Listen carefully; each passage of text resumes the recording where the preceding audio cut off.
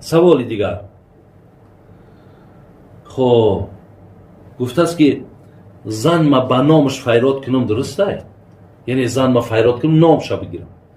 بگذار چی نامی که داشته باشه، چلی که پیغمبر ما عایشه را نامش میگرفت، حفصه را نامش میگرفت.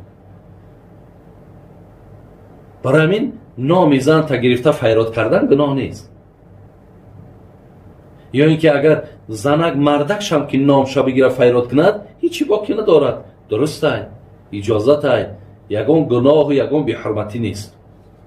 سوال دیگر، علم افضل است یا عقل؟ یک از است که انا سوالم کردن که علم بالاتره یا که عقل. برادر عزیز، علم صفت پروردگار است، اما عقل این صفت بنده ها است. اگر الله را عالم گفته می شود، خداوند عالم گفته می شود، لیکن خداوند عاقل گفته نمی شود یا با عقل گفته نمی شود، زیرا که این صفت بنده است. پس برادر عزیز معلوم می شود که علم افضل ای عقل است. علم افضل از عقل است. یعنی علم صفت خداوندی است، عقل صفت بنده است. خداوند عالم گفته می شود و عاقل نه، به عقل نه. برای همین علم افضل از عقل است. سوال دیگر برادر عزیز و گرامی، اینجا یک سوال آمده است که میگه، من در اینجا نگاه کردم، یک از گفته است که آیا همین گوشت شتر اگر بخوریم، گوشت شتر اگر بخوریم باید ای پشتش ما طهارت کنیم؟ زیرا که یعنی همین دوام چند روز آخر ما را همین سوال ها را کردن.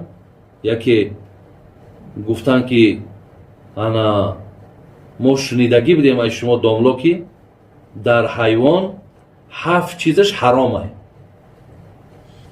لیکن گفت الحال با کدام فتواشون داده که وقتی که خواه گاو باشد، خواه گوسفند باشد، خواه اسب باشد، وقتی حیوان که حلال شد همش حلال گفته است.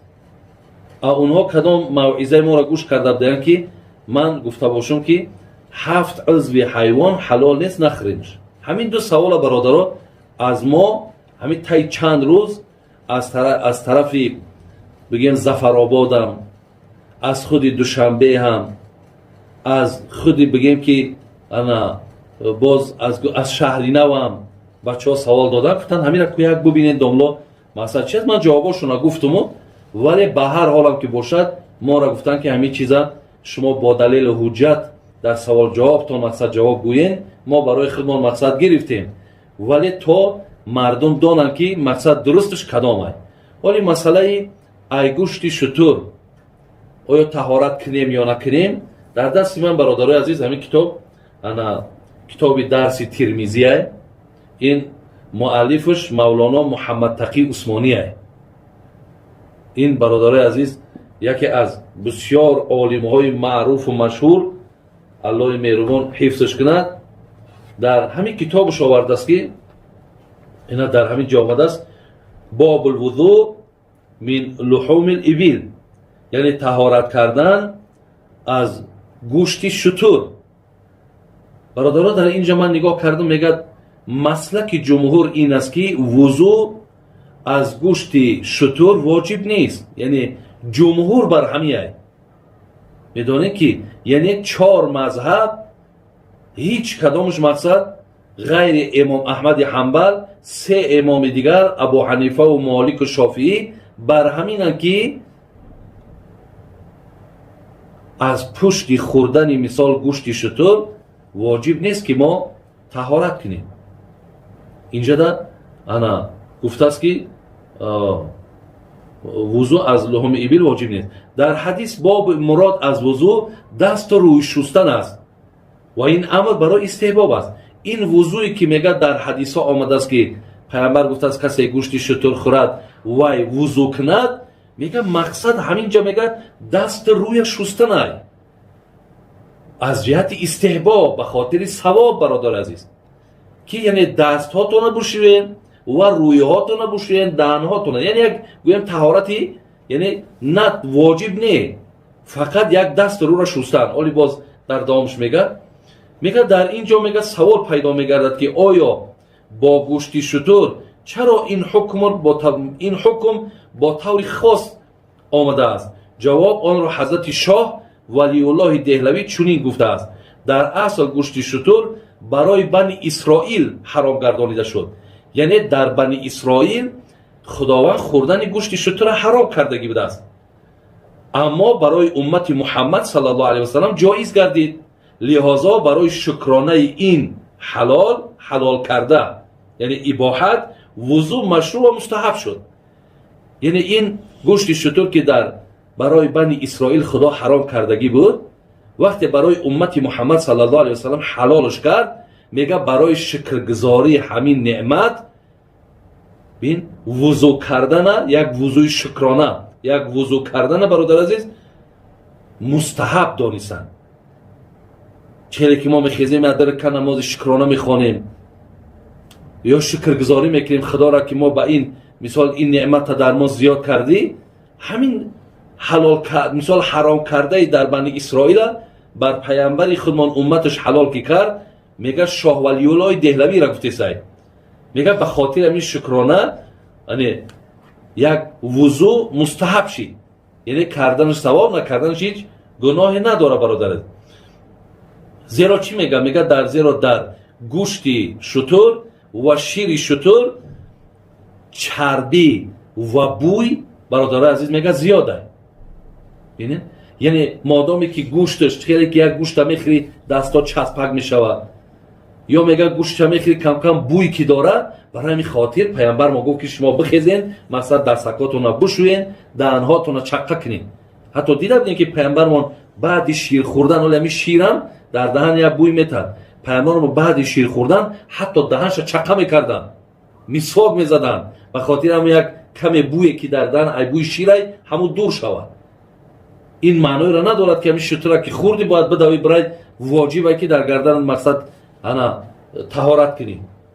اینجا میگه مراد از فرمان توضع، همون توضع همونی که در حدیث آمده است، میگه این شستن دست و دهان است به خاطر بوی و روغندار بودن و چسبک بودنش برادر عزیز. یعنی ایرا شستن فقط یک چی میگه؟ شستن یک دست یک دهان میگه.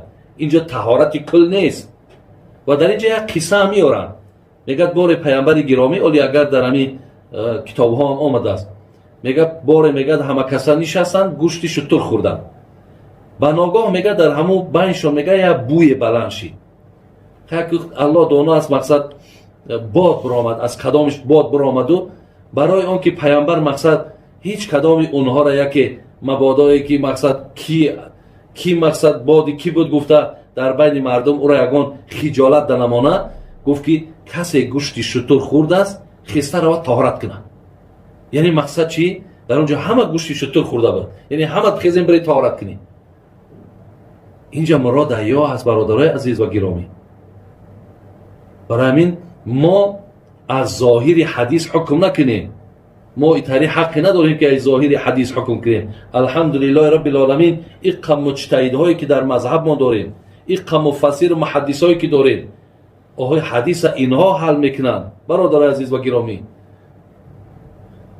حکم اینها برآورده میتونن. ما از ظاهر حدیث حکم برآورده نمیتونیم.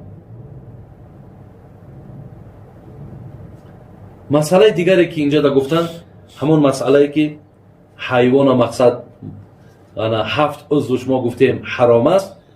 بله برادرای عزیز و گرامی، ببینین در کتاب تمام کتاب‌های مذهبی خود ما، در کتاب ذبائح، در کتاب کراهیت نه، اضحیه نه، کتاب ذبائح، طریق درست ذبح کردن حیوان ده. از آن جمله من در کتاب انا دورالمحتار دیدم، در کتاب ابراهیم حلبی دیدم اینا مقصد، انا در کتاب فقه الاسلام و ادلته وهبه زهیری دیدم. هر کتاب مذهبی ما برادرای عزیز این مسئله را آوردگی هست. اینا من برای شما خانم که مثال چی گفتن، گفت است که از حضرت امام مالک حضرت امام ابو حنیفه میگه که حضرت امام ابو حنیفه آورده است که 7 چیز از عضو حیوان حرامند و در زیرش همون آیت سوره اعراف 157 دلیل آورده است و یحل لهم الطیبات و یحرم علیهم الخبائث. همین آیت حضرت امام ابو حنیفه دلیل میارد و میگوید که در حیوان 7 چیز. یکم دم مسفوح همون وقتی مکی حیوان که میزنن خونه که بیرون میشود همون دم مسفوح میگن و حرام بودنش حتی در سوره مائده آیت 3 را بینین، انعام 145 بینین، در همون این حرام بودن خونی مثال بگیم همون گردن یا خونی همون مک میگیم همون با آیت حتی ثابت است. دویم گفته است ذکر یعنی همون نرینگی حیوان، خواه بقه باشد، خواه گوسفند باشد، خواه اسب باشد، انا وایم حرام. 2 3 مایه هاش برادر عزیز. 4 القبل گفته است یعنی همون اگر حیوان مادی نباشد مادینگیش، خواه از باز میگم اسب باشد، خواه از مثال یعنی گوسفند باشد، خواه از گاو باشد، اینا القبل میگن. دیگر الغده، غدهش بودم غدک میگیم، بعضی غدک ها در درون همون گوشت همون حیوان ها هست، اینا همون قصابا را برین ببینین دایم با کرچون میبرن میپرتوینشان، یعنی همون غدک هم حرامه. 6 مسانه میگن، مسانهش خچکدان هم امام ابو حنیفه حلال نمیگه. میرارش تلخدان، اون تلخدانی که هست همین 7 چیزه در مذهب امام ابو حنیفه برادر عزیز. حتی این قول امام شافعی هم قبول دارد، امام مالک هم قبول دارد. برای همین یعنی برادر عزیز مطابق نظری بگیم مذهبی خودمان که حتی در اینجا از کی هست؟ از جناب اوزاعی حدیث میاره، میگه ان اوزاعی ان واصل ابن ابی جمیله ان محاهید قال کره رسول الله صلی الله علیه وسلم من الشات الذکر والانثیین والقبول والغده والمراره والمسانه والدم لانه مما تستخبثوه تستخبثوه الانفس و تکرهوه. این برادرای عزیز و گرامی انا حدیثی را که جناب امام اوزاعی آورد میگه که پیامبرمان بد دیدن چرا از گوسفند. همین هفته که من در بالا برای شما مقصد گفته گذاشتم و همچنان شما ببینید برادرای عزیز که بخاری و مسلم حدیث میاره، ای حضرت عبدالله ابن عمر، ای حضرت انس میگه الذب لست آکلوه ولا احرموه. پیامبر گفته است که همین سوسمار است، ولی همین سوسمار شما در صورت حالی ببینید بسیار یک شکل بدرو داره. پیامبر ما گفته است که من نیستم که وی را نمیخرمش و حرامش هم نمیگویم. اگر چنده که برادر ابن عباس میگه در پیش پیامبر میگه همین سوسمار خوب، ولی پیامبر ما نخوردن. ولی و همچنان گفتن از خرگوش نه حرامش میگم نمیخرمش. برای چی؟ اینجا ما آیتی را که ابو حنیفه آورده است برادرها و یحل لهم الطیبات، حلال گردانی خدا برای شما پاکیزه ها را و یحرم علیهم الخبائث، و برای شما حرام گردانید خبائث را. خبائث برادرای عزیز هر چیزی که طبیعت آدم خیره کنه. طبیعت آدم یک طبیعت داره.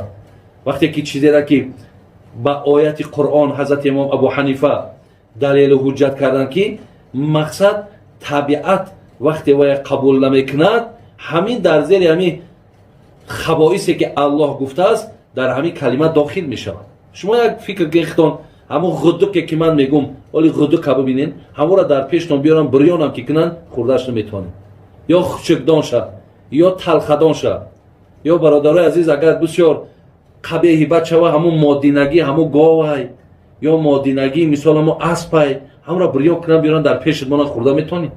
یا اسب حلاله закари ҳамура агар мардинагиша бигем ё наринагиша бирён кунам биёран дар пешат монан хурдаш метонӣ. барои ҳамин чизеро ки дар доираи мазҳаб мон бародарои азиз ва гиромӣ худо раҳмат куна и азизои худоро вақте ки меҳнат кардану иҷтиҳод кардану ки ҳаққи иҷтиҳодам доранд, суханшон қабулам ҳаст ва даҳҳо муҷтаҳидҳо ки ҳамаи инҳо ҳам ба ин ақида ҳастанд, бародарои азиз пайравӣ аз ин суханҳо кунем. ҳар як масъалаеро ки мақсад мебарояд дар зериш қавли муҷтаҳидоро бубинем. мо росто аз ояти қуръон, ҳадиси пайғамбар, оята ки хондум бояд ма тафсирша нигоҳ кунам ку дар тафсирш чӣ мегӯяд. вақте ҳадиса мехонам бояд шарҳша нигоҳ кунам, зоири ҳадиса нигоҳ накунам ку шарҳи ҳамуда чӣ гуфтанд, мақсад аз ин чи аст. чаро пайғамбар вақте ки сусмор агар ҳалол бошад чӣ ба мегӯяд, на мехӯромаш на ҳаромш мегӯ. барое ки таъби ҳазратам дар хӯрдани ҳамин сусмор нашид. ё гӯ харгӯша на мехӯрам на ҳаромш мегӯм, зеро таъби ҳазрат дар хӯрдани ҳамон нашид. анамин ва юҳарриму алайҳиму лхабоис, дар ҳар чизе ки таъби мақсад таб агар солим бошад ин чизоро хӯрда наметавонад. бар ҳамин бародарои азиз ва гиромӣ мақсади ман он чизе ки далелҳое ки дар китобҳо, ҳар китобе ки дар мазҳабмон дорем, китобҳои маъруфу машҳуре ки дорем, ҳар кадомша бинен абу ҳанифа ҳамин 7 чиза ҳаром ҳукм кардагиаст. барои ҳамин мо вақте пайравӣ аз мазҳаби абу ҳанифа мекунем, бародарои азиз ба пуррагӣ пайравӣ кунанд дар кор. ихел намешавад ки ина оят ита гуфтааст, ҳадис ихел гуфтааст. оят ҳадиса инҳо мефаҳманд, ману шумо не. бародари азиз, аллоҳи меҳрубон хотимаи ҳамамона ба хайр куна, имономона бо саломат нигоҳ дора ва худованд тавфиқмон диҳад ки аз он чизе ки ман дар саволу ҷавобҳо гуфта гузаштум, худованд амал карданша насибмон гардонаву ва аллоҳи меҳрубон тавфиқмон диҳад ҳам аз оятҳои қуръон, ҳам аз ҳадисҳои пайғамбар, ҳам аз пайравӣ мазҳабмона худо тавфиқмон диҳад. бародарои азиз ва гиромӣ, бисёре аз масъалаҳоро дараб қабул накунем, эҳтиёт кунем ки бисёр як давраҳое ҳаст ки бисёр низоъ зиёд аст, фитнаҳо зиёд аст. ҳар масъаларо шукри худои меҳрубон имрӯз дар ҷумҳурӣ олимои мазҳабӣ бисёр дорем ки аз онҳо шумо суол кунед то ки бо дар ягон шубҳаву бо шумо дар ягон мақсад фитнаву дар ягон бор равияи дигар нарем. эҳтиёт кунед ин масъаларо. иҳдина сирота мустақим сирота аллазина анъамта алайҳим ғайрил мағзуби алайҳим валаддолин. амин я раббал